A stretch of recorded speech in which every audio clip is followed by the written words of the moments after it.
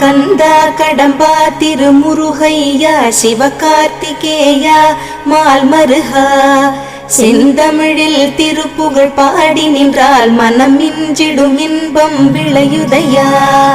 சிறகிரி வேலவனை காண்கையிலே விழிவோரம் கண்ணீர் பெருகிடுமே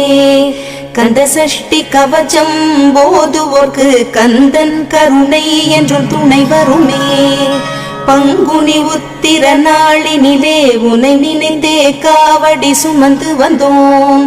புன்னகை புரியும் ஷண்முகனே உன் சன்னதி தேடி ஓடி வந்தோம் உன் பதம் பணிவது